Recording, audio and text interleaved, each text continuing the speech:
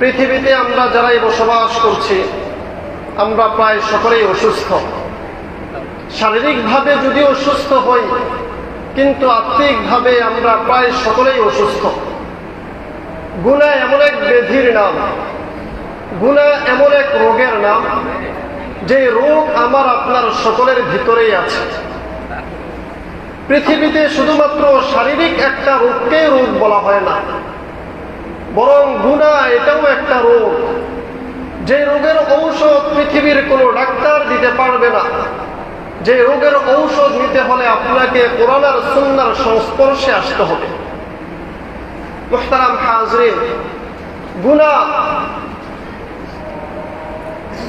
গুনাহ এটা মানুষের জীবনে হয়, কিন্তু প্রতিটা মানুষের উচিত এই গুনাহ থেকে বেঁচে থাকা। বলেন, মানুষের উচিত কি? গুনাহ থেকে বেঁচে থাকা। আমরা অনেক সময় এই কাজ করি, মনে করি গুনাহ একটু হবে তো হোক, সমস্যা কি, পরবর্তীতে আল্লাহর কাছে ক্ষমা চেয়ে নিব। গুনাহ একটু করে ফেললাম তো সমস্যা কোথায়, পরবর্তীতে ক্ষমা চাইলে তো আল্লাহ ক্ষমা করে দিবে। যৌবনে ভরপুর গুনাহ করতে থাকি, চিন্তা করি বৃদ্ধ বয়সে আল্লাহর কাছে ক্ষমা চাইব তো আল্লাহ ক্ষমা করে দিবে। এমন মনে করি কি করি না? বলেন, করি। মুহতারাম হাজরিন, গুনাহের দুইটা দিক আছে। বলেন, গুনাহের কয়টা দিক আছে? দুইটা দিক আছে। একটা দিক হলো গুনাহের বিধানগত দিক, যে আল্লাহ বলছে বান্দার গুনাহ হয়েছে তো আল্লাহ তাআলা বান্দার গুনাহকে মাফ করে দিবেন। আরেকটা দিক হলো গুনাহের প্রভাবগত দিক, গুনাহের যে একটা প্রভাব বান্দার মধ্যে পড়েছে। আল্লাহ তো গুনাহ মাফ করে দিয়েছেন, কিন্তু তার যে একটা প্রভাব আপনার ভিতরে পড়েছে, তার যে একটা তাসির আমার আপনার ভিতরে পড়েছে, এটা যে মাফ করা হয়েছে কি হয় নাই সেটা তো আল্লাহ বলেন নাই। এটা যদি আরেকটু স্পষ্ট করতে চাই, আমার এক আত্মীয় আছে, সে সম্পর্ক করে বিয়ে করেছে। প্রথমেই তার পরিবার এটা মেনে নেয় নেই, পরবর্তীতে মা বাবা সবাই মেনে নিয়েছে। তার সন্তান হয়েছে, মেয়েকে বিয়ে দিয়েছে, ছেলেও এখন বিবাহের উপযুক্ত। তার জীবনের এই সময়ে এসে ওই যেই মেয়েকে বিয়ে করেছে তার অসুস্থতার দরুন মাথার মধ্যে মেন্টালিটি প্রবলেম হয়ে এসেছে, মানে অর্ধেক পাগল হয়ে গেছে।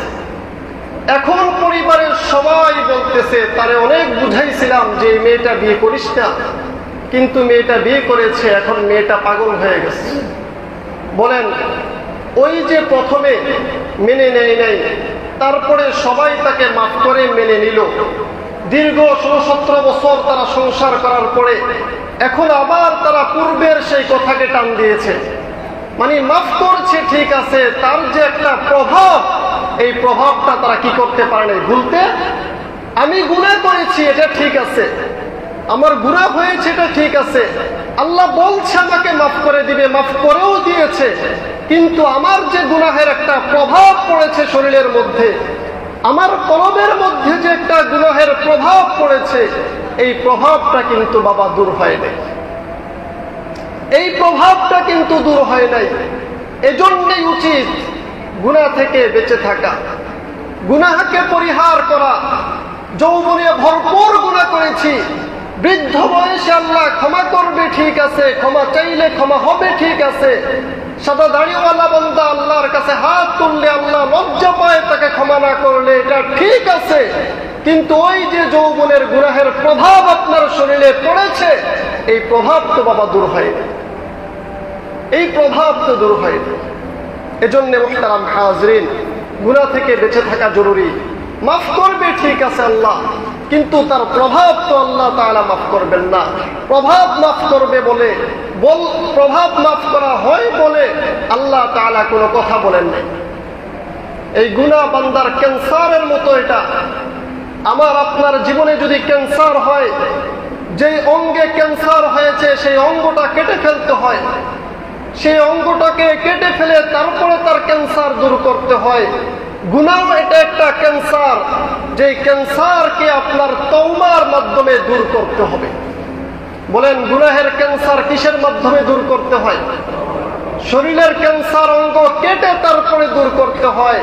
আর আত্মার যেই ক্যান্সার আমার গুনাহ হয়, সেই গুনাহ আমার তওবার মাধ্যমে দূর করতে হবে।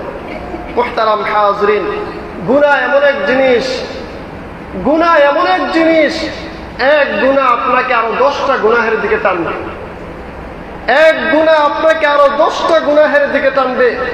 হযরত আশরাফ আলী থানভী রাহমাতুল্লাহি আলাইহি বলেন, গুনাহ তো এমন এক প্রভাবিত জিনিসের নাম, গুনাহ তো এমন এক প্রভাবিত জিনিসের নাম, শরীরের মধ্যে যেমন এক রোগ আরেক রোগের বাসা বাঁধে, এক অসুস্থতা আরেক অসুস্থতাকে টেনে নিয়ে আসে, গুনাহ হয় এমন এক ক্যান্সারের নাম, যে ক্যান্সার একটার পরে আরেকটা তার শরীরের মধ্যে টেনে নিয়ে আসবে। মুহতারাম হাজরিন, গুনাহের অনেকগুলো ক্ষতিকর দিক আছে। আমি আপনি যখন গুনাহ করি, আমার যখন অসুস্থতা হয়, এর যেমন অনেকগুলো ক্ষতিকর দিক আছে। যদি কোনো ব্যক্তির ডায়াবেটিস হয়, একটা সময়ে তার চোখ শেষ, কিছুদিন পরে তার পা শেষ, আরো কিছুদিন পরে তার হাত শেষ, এভাবে একটা একটা অঙ্গ প্রত্যঙ্গকে শেষ করে দেয়। গুনাহের এমন কিছু ক্ষতিকর দিক আছে। সবচেয়ে বড় ক্ষতিকর দিক হলো গুনাহ আপনাকে রবের গোলামি থেকে মাহরুম করবে। গুনাহ আমাকে রবের গোলামি থেকে বঞ্চিত করবে। মসজিদে মুয়াজ্জিনের আজান শুনবো, ঠিক আছে, মসজিদে যেতে মনে চাইবে না। ঘন্টার পরে ঘন্টা যাবে, দোকানে বসে আড্ডা মারবো, কোনো সমস্যা হবে না। যদি শুধুমাত্র গিয়ে বলি, ভাই 5টা মিনিট আসেন মসজিদে এসে আসরের নামাজটা আদায় করে যান, তার ভালো লাগবে না। এই যে ভালো লাগে না, ভালো না লাগার অন্যতম একটা কারণ হলো বান্দার গুনাহ তার মধ্যে ক্ষতি করেছে, তার ক্যান্সার তার হৃদয়কে শেষ করে দিয়েছে। গুনাহের সবচেয়ে বড় ক্ষতিকর দিক হলো আল্লাহর গোলামি থেকে মানুষকে বঞ্চিত করে দেয়।